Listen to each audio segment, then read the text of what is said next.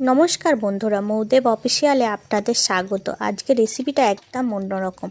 শীতের সকালে এটা মর্নিং ব্রেকফাস্টও করতে পারেন বা দুপুরের লাঞ্চেও করতে পারেন। আজকে রান্না করছি সেদ্ধ ভাত। সেদ্ধ ভাত করার জন্য এখানে অল্প কিছু বিম কড়াই, কাঁচা লঙ্কা, টমেটো, আলু আর আধখানা বেগুন সব কিছু নিয়েছি, ভালো করে ধুয়ে নিচ্ছি। আর এদিকে অল্প কিছু পালং শাকও ধুয়ে নিচ্ছি। একবার ধুয়ে নিয়েছি আর একবার ভালো করে চালটাও দিয়ে দিয়েছি কড়াইয়ে, দিয়ে ভালো করে ধুয়ে নিয়ে ইন্ডাকশানে বসিয়ে দিলাম। কড়ার মধ্যেই আজকে রান্না করব। সব কিছু দিয়ে দিয়েছি, দিয়ে ঢাকা দিয়ে দিচ্ছি। আর এখানে মুসুর ডালটা ভালো করে ধুয়ে নিচ্ছি, ধুয়ে নিয়ে কৌটো করে কড়ার মধ্যেই সেদ্ধ করতে দেবো। একবার ধুয়ে নিয়েছি, দেখুন মুসুর ডালটার থেকে কত সাদা নোংরা জল বেরিয়েছে।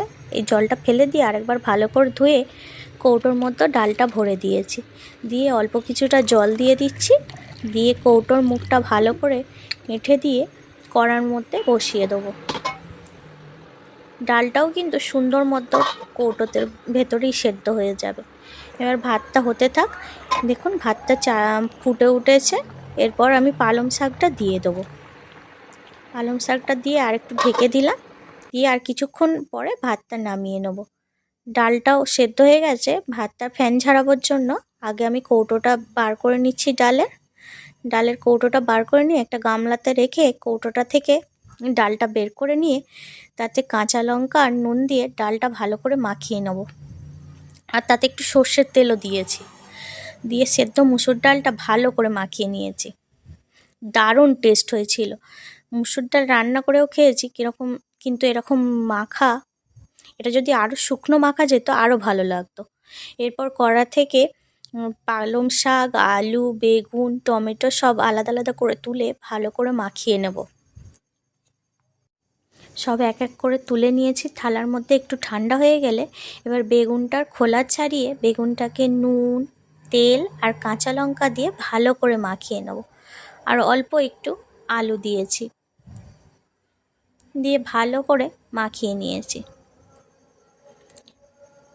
কাঁচা লঙ্কাটা দেখুন নুন দিয়ে ভালো করে আগে মেখে নিলাম, নিয়ে তারপর একটু সর্ষের তেল দিয়ে আর অল্প একটু নুন দিয়ে ভালো করে বেগুনটা মাখিয়ে নিয়েছি। এরপর পালং শাকটাও মাখিয়ে নেব একইভাবে। একটু নুন আর একটু সর্ষের তেল দিয়ে পালং শাকটা মাখিয়ে নিয়েছি। পালং শাকে আর কাঁচা লঙ্কা দিইনি, তবে সেদ্ধ পালং শাকের প্রোটিন, ভিটামিন সব কিছুই আছে।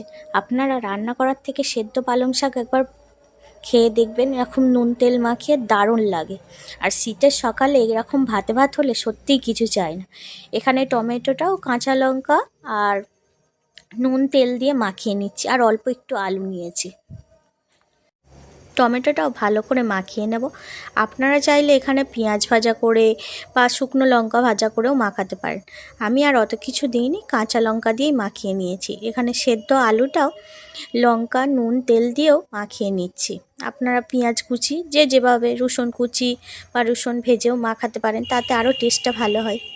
আমাদের সকালের জলখাবারে ছিল আজকে পালং শাক ভাতে, টমেটো ভাতে, বেগুন ভাতে, আলু ভাতে, পেঁয়াজ, কাঁচা লঙ্কা আর মসুর ডাল সেদ্ধ। আজকে সকালের ব্রেকফাস্টটা দারুণ জমে গিয়েছিল। তোমাদের ভিডিওটা কেমন লাগলো বলবে কমেন্ট করে। আমরা আমাদের সকালের ব্রেকফাস্টটা সেরে নিচ্ছি। তোমাদের সকালের ব্রেকফাস্টে আজকে কি কি রান্না হয়েছে কমেন্ট করে জানাবে, বা তোমরা কি খেলে। আমার ভিডিওটা ভালো লাগলে একটা লাইক আর সাবস্ক্রাইব করো।